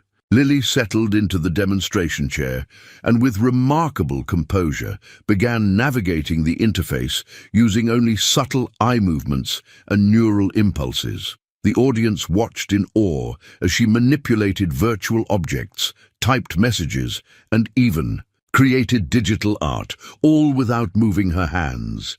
The precision was astonishing, especially from a 12-year-old who had never used such technology until recently. Jack scanned the crowd continuously, noting with unease that Mercer had left his seat. A moment later, Diana's voice came through his earpiece. "Subject is moving toward the west corridor, likely heading to the restrooms." "I'll check," Jack responded, slipping discreetly from his position. He followed the path Mercer had taken, passing through a service corridor that connected to the west wing of the convention center. The hallway was eerily quiet compared to the presentation hall, the sound of Alexandra's voice fading behind him. Movement ahead caught his attention. Not Mercer, but someone in a convention center staff uniform, accessing a restricted maintenance panel. Jack slowed his approach, instinct warning him something wasn't right. The staff member inserted a device into the panel, then quickly closed it before hurrying away. Jack tapped his earpiece. "Possible security breach, West Corridor maintenance panel, unknown device planted." Before Diana could respond, the lights in the corridor flickered. Jack rushed to the panel, years of military training kicking in. Using his pocket knife, he pried open the cover to find a small electronic device wired into the building's power system. Not a bomb, but some kind of specialized disruption unit. The implications hit him instantly. The Icarus demonstration relied on precise power regulation and secure network connections.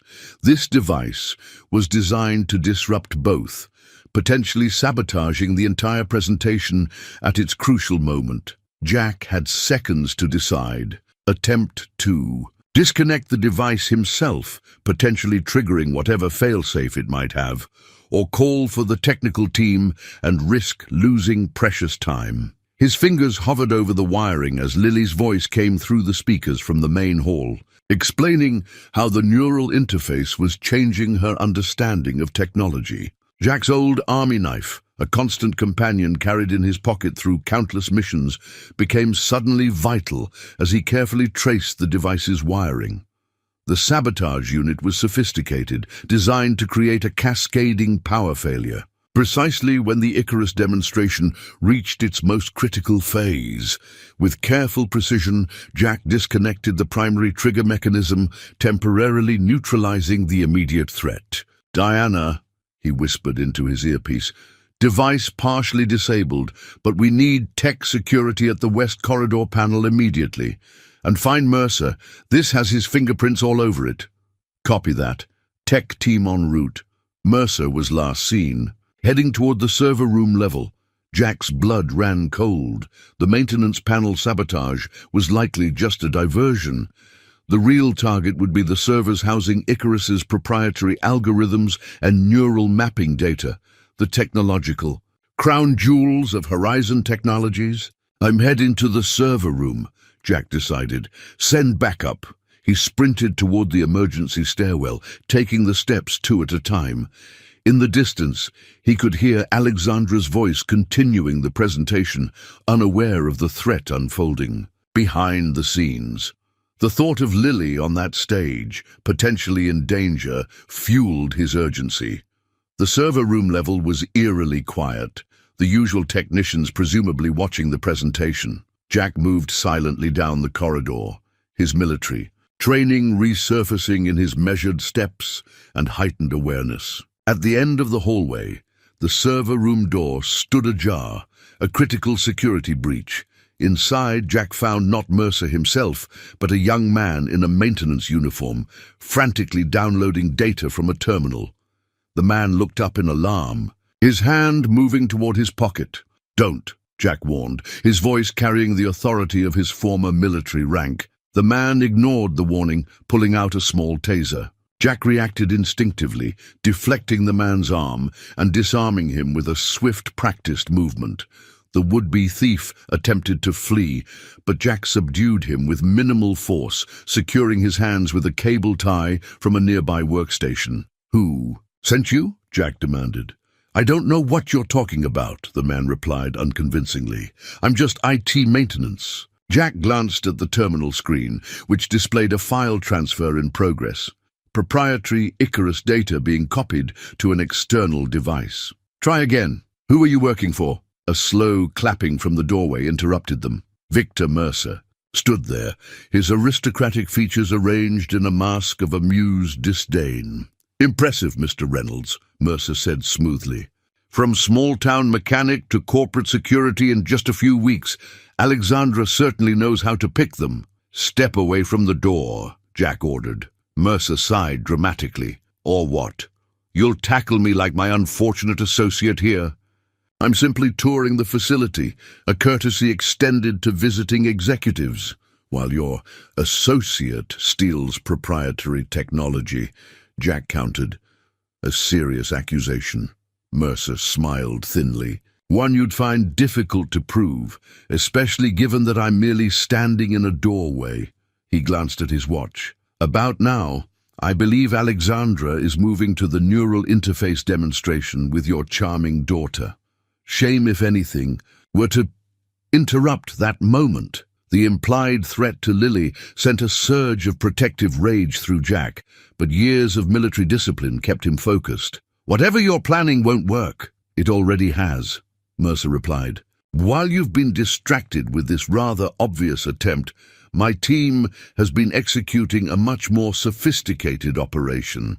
The Icarus algorithms are being extracted from multiple access points simultaneously. As if on cue, alarm lights began flashing in the server room, a system-wide security breach. Jack maintained his position between Mercer and the captured associate, torn between pursuing Mercer and securing the server room. Alexandra's voice suddenly came through his earpiece. "Jack, where are you? Something's wrong with the network. The demonstration is starting to glitch." Before Jack could respond, Mercer smirked. "Decision time, hero. Chase me or save the presentation." He backed away, adding, "Oh, and your daughter seems to be having some trouble with that headset. Neural interfaces can be so unpredictable when compromised." The mention of Lily galvanized Jack. He quickly secured the captured thief to a server rack, then accessed the terminal to halt the ongoing data theft. His fingers flew across the keyboard, implementing the emergency protocols Diana had briefed him on earlier. "Diana," he called into his earpiece, "Mercer is escaping East Corridor from server level. I'm initiating system lockdown and heading back to the presentation." Jack raced back toward the main hall, heart pounding. On stage, he could see Lily looking confused as the neural interface began behaving erratically. Alexandra maintained her professional composure, but Jack could read the concern in her stance. The sabotage was more insidious than a simple power disruption. Someone had introduced a virus into the neural interface system itself, potentially placing Lily in danger. Jack burst through the backstage door just as Alexandra announced a brief technical pause in the demonstration. "It's Mercer," Jack told her urgently. "He's compromised the system. We need to get that headset off Lily now." Alexandra's eyes widened. In understanding, without hesitation, she returned to the stage with Jack close behind. With remarkable poise, she explained to the audience that they would be shifting to our backup demonstration system while smoothly removing the headset. From Lily, the moment the device left Lily's head, Jack felt a wave of relief. He escorted his daughter backstage, while Alexandra continued addressing the crowd, her voice never betraying the crisis unfolding behind the scenes. "Dad, what's happening?" Lily asked, confused by the sudden change. "Just a security precaution," Jack assured her, checking her for any signs of distress. "Are you feeling okay?" Lily nodded. The headset started showing weird patterns that weren't part of the demonstration. It was like someone else was controlling it. Jack's protective instincts flared anew. Mercer hadn't just attempted to steal technology, he'd risked harming a child in the process. The realization hardened Jack's resolve as Diana approached with an urgent update. "We've contained the server room breach," she reported, "but Mercer's escaped the building, and he's taken something with him." The hospital room was filled with flowers, elegant arrangements in tasteful vases that transformed the clinical space into something almost pleasant. Jack sat beside Lily's bed, watching as doctors conducted a final neural scan. Although the Compromised headset had been removed quickly. Alexandra had insisted on comprehensive medical evaluation to ensure there were no lasting effects. "All readings are normal, Mr. Reynolds," the neurologist confirmed, reviewing the results. "Your daughter shows no signs of neural disruption. She's perfectly healthy." Jack exhaled deeply, tension draining from his shoulders. Lily, already bored with being a patient, looked up from her tablet. "Can we go now, Dad? I told you I felt fine." "Just following protocol, kiddo." Jack smiled, ruffling her hair. "Better safe than sorry." As the medical team departed, Alexandra appeared in the doorway. She had maintained her public composure throughout the chaotic aftermath of the presentation, but now, in the privacy of the hospital room, fatigue showed in the shadows beneath her eyes. "Good news?" she asked. Jack nodded. "Clean bill of health." Alexandra's.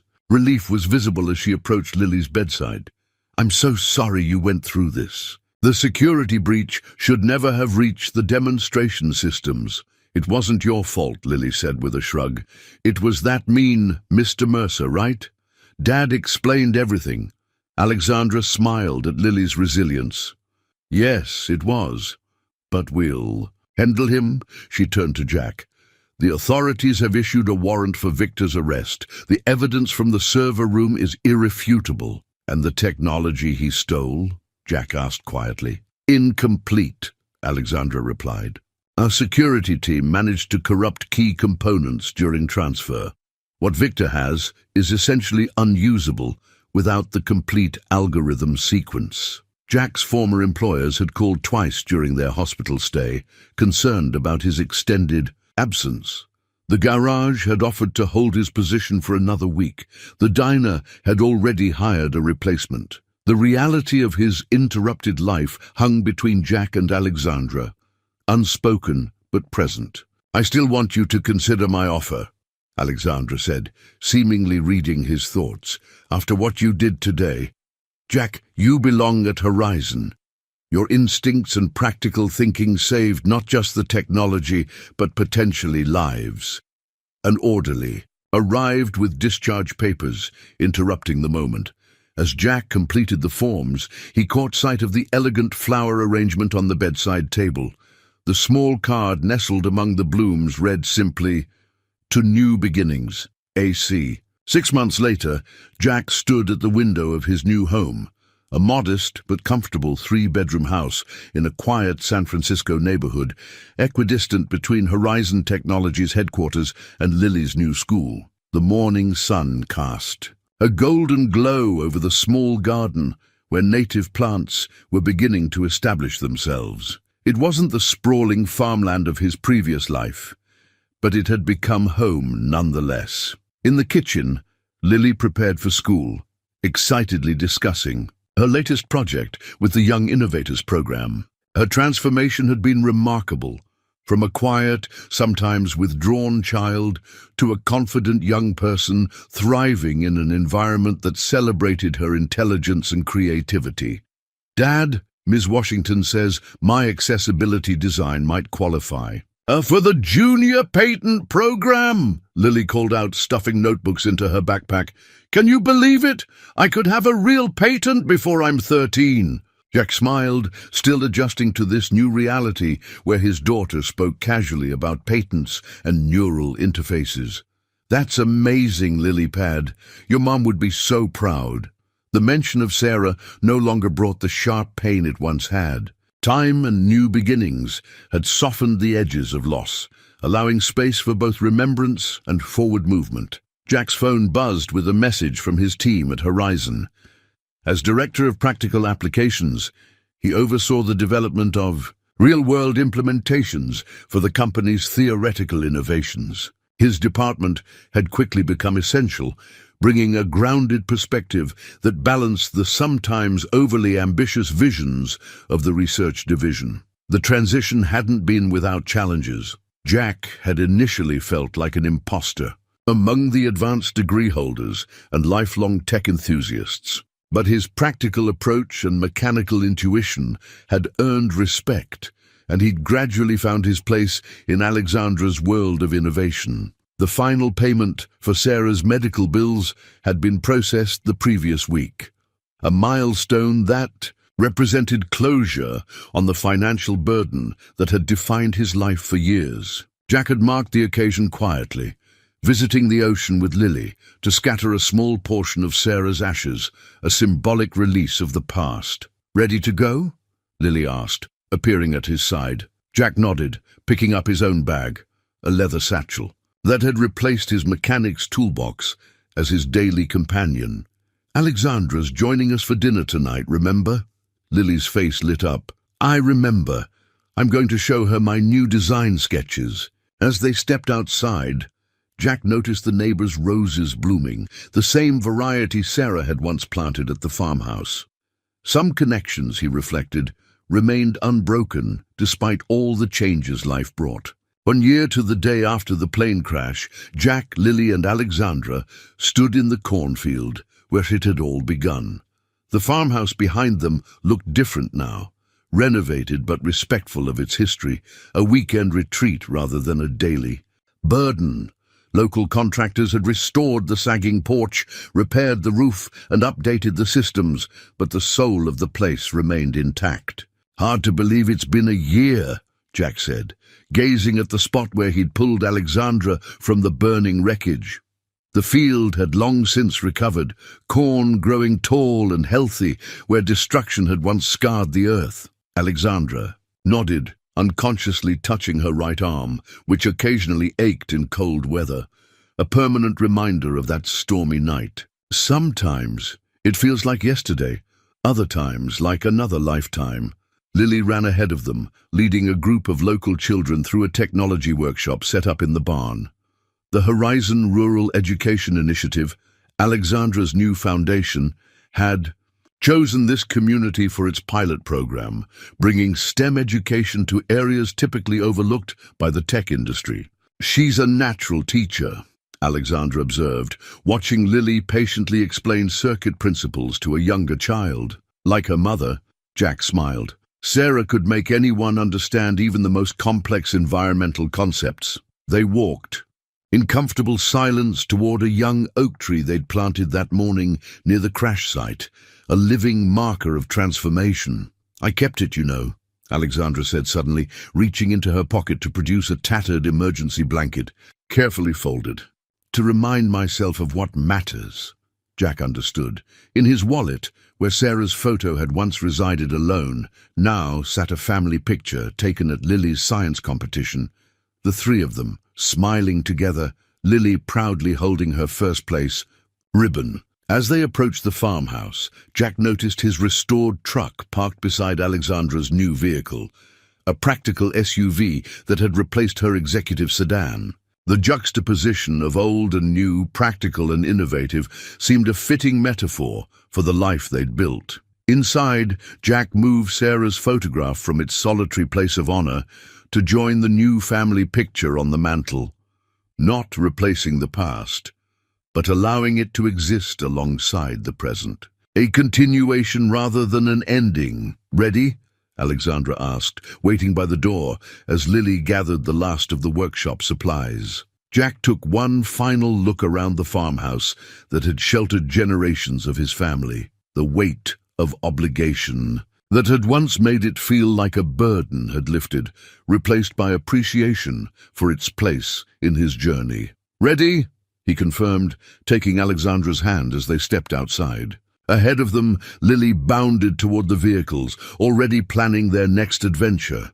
Behind them, the newly planted oak reached toward the sky, its roots taking hold in soil that had witnessed both disaster and renewal, much like the family now driving away, facing forward together.